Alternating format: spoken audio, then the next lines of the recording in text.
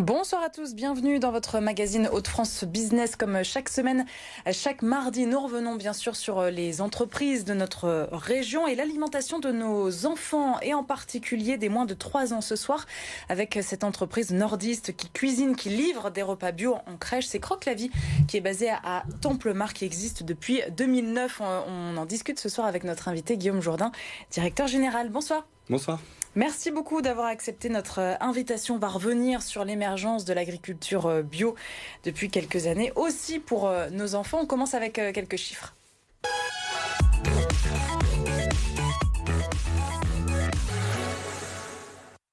Quarantaine de salariés donc à Templemars, un chiffre d'affaires de 2,3 millions d'euros, c'était en 2020 et environ 4300 repas distribués par jour. Donc vous comptez en moyenne 290 crèches du Nord et du Pas-de-Calais, un chiffre qui a, on l'imagine, fortement augmenté depuis la création en 2009. Oui, ça s'est fait assez progressivement, mais c'est vrai que ces dernières années, on a connu un essor assez important du nombre de crèches, pour 2 raisons. Déjà parce que le nombre de crèches est en augmentation. Oui, donc proportionnellement, ça se ressent. Voilà. Et puis aussi parce que, on le sait, l'appétence pour le bio est en augmentation, en tout cas était jusqu'à très récemment en forte augmentation. Et les enfants sont quand même on est quand même particulièrement sensible à l'alimentation des enfants. Donc on veut le meilleur pour ces enfants, ce qui fait que... Et en particulier avant 3 ans, de la naissance jusqu'à 3 ans. Ce concept qui est né donc en 2009, comment il est né justement à l'époque ? Alors ce n'est pas moi qui ai créé l'entreprise, c'est Anthony BRL qui en est le fondateur, qui était cadre dans l'industrie automobile et qui a voulu complètement changer de vie. C'était pour lui un vrai projet politique, ce changement de vie et ce projet d'entreprise, avec l'objectif notamment de soutenir le développement des filières bio locales. Voilà, c'était vraiment son leitmotiv. Ça n'existait pas du coup pour les enfants. Pas. Alors exactement, voilà. C'est en creusant le sujet, il s'est aperçu que les enfants étaient peut-être la cible, si je peux parler comme ça, la plus adaptée pour offrir une alimentation de qualité locale et biologique. Donc on est parti de l'idée du bio et on s'est dit que les enfants étaient une cible vraiment privilégiée. Ça n'existait pas. Qu'est-ce qui change véritablement par rapport à la restauration collective, on va dire classique des crèches ? En ce qui nous concerne, alors vous savez, la restauration collective, ça fonctionne parce qu'on est sur des prix assez bas et on est beaucoup sur un travail de volume. La plupart de nos concurrents sont des grosses structures qui font du volume pour avoir des prix bas, ce qui est le principe même de la restauration collective. Nous, on a décidé de se concentrer uniquement sur l'alimentation des tout petits. Alors on fait un petit peu moins de volume, bien sûr, mais on est spécialisé sur ce type d'alimentation.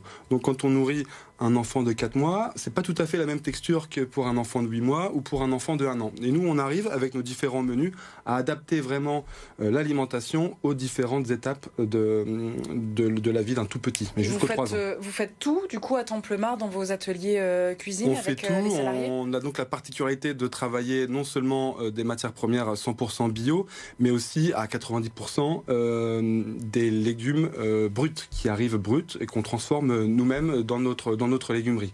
Vous travaillez avec les producteurs du coin, du coup? Oui, on travaille essentiellement sur du local. Alors il y a quelques produits, on donne des bananes aux enfants et ça évidemment on n'en trouve pas en Hauts-de-France, mais on essaie vraiment d'avoir une approche la plus locale possible. Environ 50% de notre approvisionnement est sourcé en local. Et qu'est-ce qui plaît justement aux crèches, puisqu'elles sont de plus en plus nombreuses à faire appel à vous? Je vous le disais, il y avait d'abord, on est les seuls aujourd'hui à proposer une offre 100% bio. Alors nos concurrents vont nous rattraper, en tout cas on l'espère, puisque nous on est encore une fois ici pour promouvoir le bio, mais aujourd'hui on est encore les seuls à faire du 100% bio. Je vous le disais, on a aussi une offre vraiment adaptée à la petite enfance. On était les seuls et quelques concurrents commencent à émerger, et encore une fois c'est tant mieux. Et puis la dernière chose, c'est qu'on a aussi une équipe de référentes, c'est-à-dire que chaque crèche chez nous a une interlocutrice privilégiée qui va rencontrer la crèche, qui accompagne sur les temps des premiers repas, qui est là en cas de problème qualité. Voilà, on a vraiment chacune une interlocutrice, chaque crèche a une interlocutrice. Et qui est-ce qui élabore ces menus?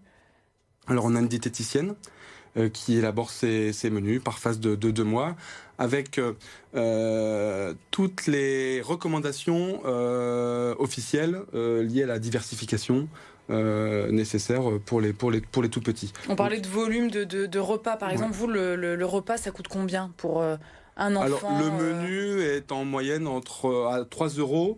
On arrive à 4 € avec le goûter. On compte un prix global de 4 € en moyenne par jour pour le goûter. Alors c'est un petit peu moins pour les tout petits de 6 mois, que pour les grands qui rentrent à l'école là dans quelques mois. Ouais. Mais en moyenne, ça revient à 4 € par jour. Non pas par repas, mais par jour. Et 13 ans après la création de Croque la Vie, est-ce que vous êtes rentable ? Oui, on est rentable.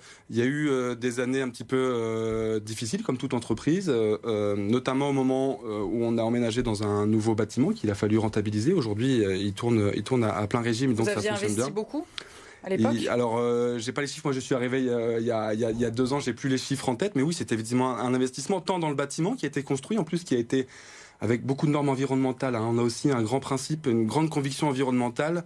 On a le principe d'entreprendre sans prendre. Donc on recycle les déchets. L'enveloppe thermique du bâtiment consomme le moins possible d'énergie. On a une récupération d'eau de pluie, d'énergie renouvelable. Enfin, donc c'est un investissement conséquent. Le matériel est aussi spécifique à la petite enfance. Mais aujourd'hui, ce bâtiment tourne à plein régime et on arrive effectivement à être rentable et à dégager des résultats intéressants depuis au moins 3-4 ans et ça fonctionne bien. On le disait, en 2020, 2,3 millions d'euros de chiffre d'affaires, une année marquée par la fermeture aussi des crèches. Pour 2021, vous avez déjà une idée Il y a encore eu quelques fermetures en 2021, notamment en avril.